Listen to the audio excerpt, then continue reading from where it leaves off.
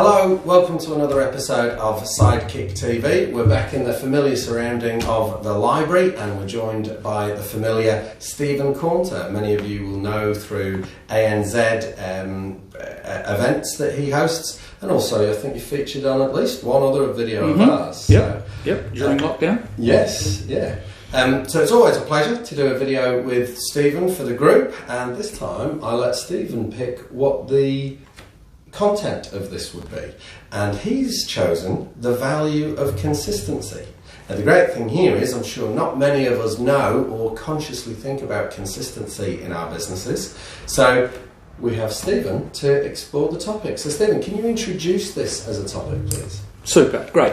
Thanks for having me, Rick. So consistency is going to be great for business. It's going to be great for your staff, and it's going to be great for your customers. And I think it's about doing the right things for the customer, for the business, consistently well over time. And I think it's not a subject that people often think about within their business. It's not something that they maybe consciously go out and do. And maybe the purpose of the video today is really to get people to think about that and to get them thinking about the things that they could implement or do or discuss with their staff, so consistency becomes a standard in the business. You talk about discussing this, making it more visible. You ran through a couple of examples earlier of where do we see consistency or inconsistency in day-to-day conversation. Okay. So, have you ever been anywhere and then reflected after the event it wasn't as good as last time, or it was better than last time? And that's going to be a clue that the consistency isn't there. It's not at the standard that you expected. And if it's improved, then great. The business was probably lucky to have you back as a customer because it wasn't that great first time round. And the other option or time is when maybe you get referred to a business and they say, well, when you go, make sure you talk to so-and-so. And you go, okay, but what's wrong with the rest of them? Are they not consistently good right across the workforce? And I think there's a couple of little insights. And I see very few businesses actually measuring their consistency. And we get people to fill in surveys about what the service was like, but seldom does it say, compared to your last visit, how did we rate? Because consistency, having it at a high level is fantastic. If you're consistently neutral or consistently bad, the outcome isn't going to be great. And so you'll lose customers and they'll go elsewhere because they're not being satisfied at the level that you're pitching at. It's possibly why, with you saying that those owner-operator businesses, the tradie business, the small business where you're dealing with the owner, works because you've got someone really invested in that business, making sure delivery is good, and then they employ somebody here or do that, and all of a sudden your next experience is vastly different because actually, look, you could put a process there, but it's more consistent often to go for small owner-operated businesses than it is other businesses because they vary. So when you've got a business owner, absolutely, in terms of their skin in the game, I have come across businesses though where the service has been absolutely outstanding, and I've actually asked the question, are you the owner? And they go, no. But then I'll find the owner and say, look, you've got a really good one there, and they act in that regard. I will quantify or qualify some of that owner-operator, when you're in total control, is do they truly understand the customer's pain? And you mentioned trades, okay? So what is the one thing that customers want from their tradesperson? Here's a question to you, Rick. Okay. I just want it done and I hope it doesn't cost the earth, and I want it to be a pleasant experience. Right. Courtesy, manners, don't leave it messy. Yeah. Don't then charge me a fortune. perhaps don't be the guy that installed the lights at my last house, that Okay. left the place an absolute mess and the bill was eye-watering. And you want them to turn up On time. on time. Yeah. And I think that's probably the one thing that is a real common occurrence or a common piece of feedback. And I've been thinking about this, and even if we look at professional services, and you think, well, how can you get that wrong? And we expect the service or the advice or the output that they deliver for us to be right, and I think we get that right. But the one common beef that we get so often is, well, such and such is hard to get hold of, or they never return my calls, or they take forever to get back to me. And so how can you consistently find a system or a process to actually get rid of that? How can you factor in time in your day to make sure that by the end of the day, all of your messages and emails and phone calls have all been replied to, so the customer's not waiting? So Build the process. Yeah, and there's a process, there's a system. And if you look at, and I'm thinking about, some of the major hardware stores that we have, major food franchises, they all have systems, process, consistency. You know what you're going to get every single time. It may not be the best tasting fast food in the world, but you know exactly what you're going to get. For those people watching that have worked in these organisations, they will know that there's a system. There's a way to make and do every single thing. So the customer, there's no mystery. Now, let's talk about beer. If you're buying something in a green bottle, then you want it to be the same every single time. That's why you have it. We have an interest in craft beer, and so consistency in this regard. Sometimes we quite like the surprise. Yeah. And so consistently being different, if it's your market, can be a good thing. Yes. But sometimes consistency is, I want it exactly the same every single time, every single year. A bottle of wine. Winemakers must do their head in, because they need to create the same product from different vintages year on year on year. Whereas us beer drinkers, we'll try that because it might be different, and we're happy with that. But sometimes it's got to be exactly the same. Yeah, I took my dad to a bar the other day. Clients of ours, great craft beer place, and I just took 10 minutes to pick a beer. Oh, that one's different to last time. Okay, I think I preferred it last time, so let's try this one this time, right? And for me, the experience was fantastic, and I also love getting little free bits of beer before I've decided to pay for one. Yeah. Sat down, Dad had his beer. What do you think, Dad? Oh, it's not as good as Spates, is it? He just wanted Spates. Well, I think there's a market for those people. Yeah. But you talk about the free gift. Yeah. And for those of you that aren't beer drinkers, it doesn't, just roll with us on this. But getting the little free sample, we're happy to pay a premium when we buy the pint. We're paying more for a pint of beer than a glass of wine. But we're happy to do so, and it's about the experience. And I think it's about how do we empower staff that consistently, that's part of the craft beer experience. That actually giving a little taster away and helping people, the ditherers, make a decision to get a good outcome. They go, well, I like that and I like that. Well, I'll have that one first and I'll have that one next. And, you're away. And you'll buy two, because the little taster of that one that you're like, okay, I really like that one, I'll have that one after that one. Yeah. And so I think it's something that it shouldn't be a difficult thing to implement within a business. I think it's about understanding the internal and external. From an external perspective, what does the customer want? What are the key things that are going to make the experience for the customer first class? And how do we set that? Not leaving it to chance internally. So when you have people in your organisation, are they unwritten rules that they need to work out for themselves about how things are done here? And making sure that you as the owner have set the standard. You actually have the conversation. You might have to write things down, but this is how we do things here.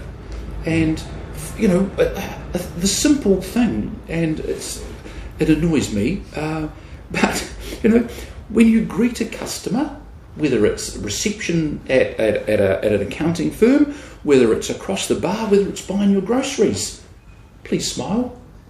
You know, and can't be that difficult. But could that be a standard that or a level that we rise to? Yes, yeah. So if you know, we've got business owners listening to this, we've framed what consistency is, we know where we see it, where we don't. In their own businesses, where's the biggest value? Where's the biggest return on their time investment on this going to be? What should they do first? Absolutely simple, number one. And we spend an awful lot of time and effort looking for new customers. What are we doing to look after the ones that we've already got? What are we doing with that pool of people that know who we are, where we are, what we do, have dealt with us in the past, probably enjoy it, and are highly likely to come back? And so consistency is the key to making sure that they regularly have that great experience. And so I think the absolute jewel in this is part of that customer care plan. And we're quite hot on this in our webinars now, and just getting some sensibility about looking after that pool of people that probably are underserved and maybe taken for granted. So I think that's the one thing, and having a system to get them back, but that's another topic in itself. But the consistency of the great experience, removing the variables, unless it's a thing that requires variability, but then consistently great experience around that, and whether you call it quality, perhaps change the flavour. Yeah, for sure. And what tools, mechanisms do people need to do this? You talk about writing things down, but I presume you don't mean in a notepad in a filing cabinet. What should they be doing? Starting with writing things down isn't actually a bad thing. And without getting into the topic of writing systems and processes, which is probably another topic for another video, it's about finding the best way. How do you find the best way to do whatever it is within your business? Recording that, capturing the flow in a way or a method that's understandable not only by you, the author, but also someone new in your business writing it, someone who's coming in to do a role, and whether it's making a cup of tea, or managing your accounts receivable, or sending an invoice, or doing the packaging to the courier and all that sort of thing, so the goods get to the customer in their right and appropriate form. So it may well be involving your staff. It may well be actually writing it down, creating shared documents, and essentially. And let's go to the franchise model. And for those watching that have a franchise, they'll get the manual. And when you get the manual, there's everything that you do. This is how you do it. This is how you do it in this business. And it's been proven, and a whole lot of other people, maybe around New Zealand or around the world, do it this way. And it works. With that example, someone buying into a franchise, they've invested, they've bought the book, they care, they really care about it. How do you get that to pass on to their employees? How do you get the person coming in to do this job, their bit of the manual is that big? Yeah. How do you get them to be really engaged in that? Well, I need to go back a few years to tell you the answer to this.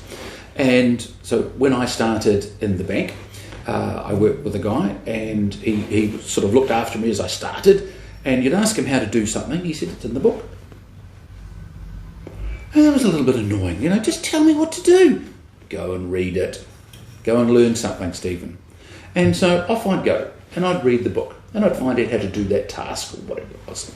And then while I was there, there might have been something else that was interesting to read, and there might be something else that I think I'll learn something else while I'm there. And you get more and more familiar with the book and the Bible of how we do business. Now, for some businesses, there's going to be, it would be too big a job to try and encompass everything that a business does. But worry about the important things. Worry about all of those customer interactions, and and the pain points that they have with you, and how do we make sure that we get them consistently well done. Mm-hmm. Yeah, that's, I think, the key. So the flow on from knowing what was in the book stood me in good stead. I thought it was rather annoying at the time, but I knew I could find out what the answer to most problems were, because someone had been there before me, and without trying to reinvent the wheel, I think this is the risk that we have as well, and that the Kiwi way, I'll do it my way. Yep. Without plagiarising the song, we don't want it done your way, we want it done the way the business does it. Yes. Because you're for the majority, you're an employee of the business, and this is how we do it here. Back to hardware stores. They're all dressed, whether it's in their pinnies or their polo shirts. We can identify the army. We can identify the people that work here. Where do I find the widgets? Aisle 42. Where do I? And you go to some businesses. Well, who works here? I've been in retail environments, and people ask me where to find stuff, and I say, I'm sorry, I'm just a customer. I don't know. I was in Adidas the other day, and I was like, what are the identifying marks of the army? I was looking around, and then I saw someone over there had a lanyard, and I thought, well, that's odd. Shopping attire. It's that person. But they were all in Adidas sportswear. They look like all the customers. But if we go for a walk around town, then how many people are going to be wearing lanyards?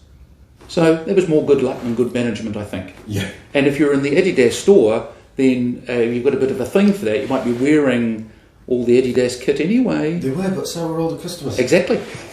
So, they're in camouflage. Yeah. So that's why I love name badges. It identifies people when they're. Was that okay? On this one thing, I was at a BNZ event last night. Everyone had sticky name badges, yes, apart from all the BNZ staff who had the proper professional BNZ.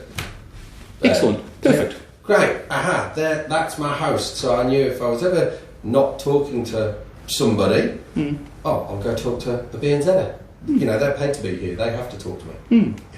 I won't ask you what the event was and what it was like. Of course. But being identifiable, it's how do we turn that into consistency?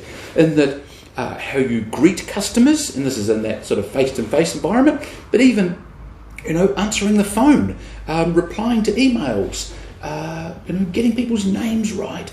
There's just so much stuff that is so simple, but done well, is going to impact in a positive way. And the flip side, when it's not done well, and I'll give you an example, and for people that have been to some of my sessions will know that I'm a bit hot on this. I'll introduce myself. So I'm Stephen, Stephen, consistently, always, and there's no variability. But I get people that might email me or say we're having a conversation that want to call me Steve. Well, where did that come in? So. That sort of consistently getting things right that's important to people, I think is really key. Yeah, absolutely. And I laugh because I remember all of these stories that you've said before. Every time I think of if I'm messaging you and I have that panic mode of I've just sent it, what if I didn't put the PH in the middle? So another thing, a topic of this, like you said, people don't talk about consistency as consistency. Okay, so we might be watching this thinking, I want to be consistent in my business, let me go and do more on this, let me go do more research.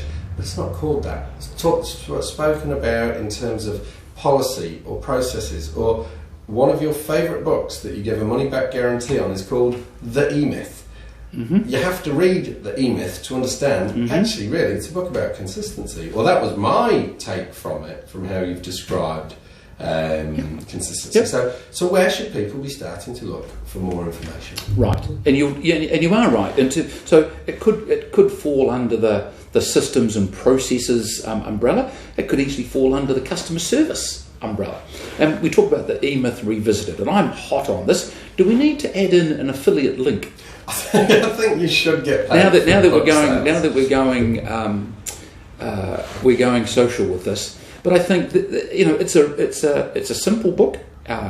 It's not that thick, and essentially talks about a type of business that I think is atypical of anything that we might find in New Zealand. And just to give a really quick summary, just so people can understand, where they're coming from, we get people that want to start their own businesses or buy a business or go into self-employment, and that's great. And they have, before they kick into it, this burst of entrepreneurialism as to how fantastic it's all going to be. And then it happens. And we'll probably have we're nearly at the end of March, so 1st of April. The new business year starts on April Fool's Day. Had you ever... I'm aware of the... Right. I don't even think it's irony. I think it is just... So away we go again. The standard. So the new business year starts. So they go into their new business, and then they become managers, organising things and managing the business affairs. And then the next step, they become the technicians. So they're now doing all of the work.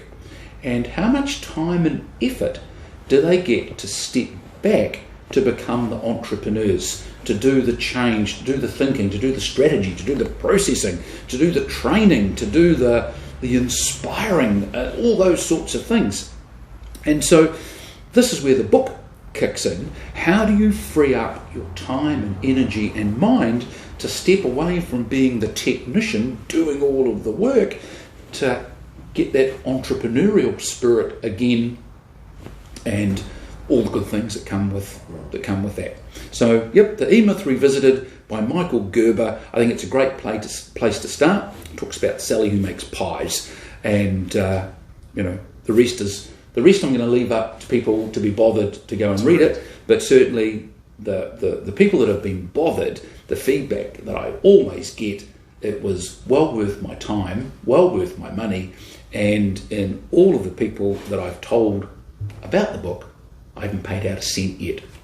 With your money back guarantee. Yeah. And then, before we started recording, Stephen said that when he looked into this topic in preparation for this, you realised that actually you could write a book on it. So perhaps we should wait for yours as well. It might be a long time waiting. I've got a few topics floating around in my head, and none of which, other than swimming around in my head, have started.